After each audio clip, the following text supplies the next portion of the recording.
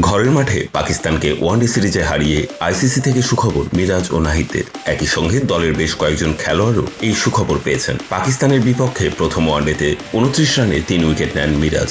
পরের ম্যাচে 34 রান খরচায় ধরেন 2টি উইকেট। তবে সিরিজ নির্ধারণী ম্যাচে কোনো উইকেট পাননি তিনি। প্রথম 2 ম্যাচের পারফরমেন্সে আইসিসির র্যাঙ্কিংয়ে বোলারদের তালিকায় 9 ধাপ এগিয়ে এখন 7ম স্থানে আছেন মিরাজ। ওয়ানডে বোলারদের মধ্যে তার সেরা র্যাঙ্কিং 2য়। প্রথম ওয়ানডেতে পাকিস্তানকে প্রায় একাই গুড়িয়ে দেন নাহিদ। 24 রান খরচায় 5 উইকেট নেন তিনি। পাকিস্তানের বিপক্ষে বাংলাদেশের হয়ে যা সেরা বোলিং রেকর্ড। পরের 2 ম্যাচে খরুচে নাহিদ নেন মোট 3টি উইকেট। তানজিদ হাসানের সঙ্গে যৌথভাবে জেতেন সিরিজ সেরার পুরস্কার। ওয়ানডে বোলারদের তালিকায় 65 ধাপ এগিয়ে প্রথম 100 জনের মধ্যে ঢুকেছেন নাহিদ। তার অবস্থান এখন 98তম। সিরিজ নির্ধারণী তৃতীয় ও শেষ ওয়ানডেতে 49 রানে 4 উইকেট নিয়ে দলের জয় বড় অবদান রাখেন তাসকিন।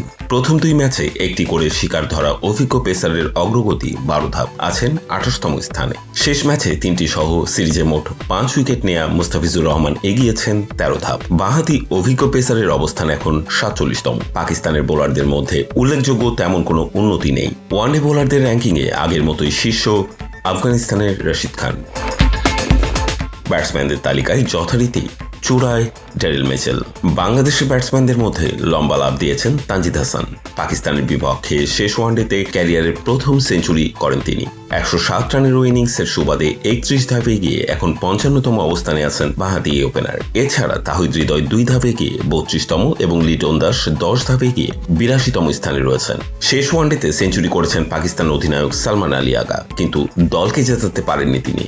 106 রানের ইনিংসের সৌজন্যে 9 ধাপ এগিয়ে ক্যারিয়ারের 9ম স্থানে আছেন তিনি, যৌথভাবে ভারতের লোকেশ রাহুলের সঙ্গে। ওয়ানডে অলরাউন্ডার র্যাঙ্কিংয়ের শীর্ষস্থান ধরে রেখেছেন আফগানিস্তানের আজমাতুল্লাহ ওমরজাই। 2 ধাপ এগিয়ে 2-এ উঠে এসেছে মিরাজ।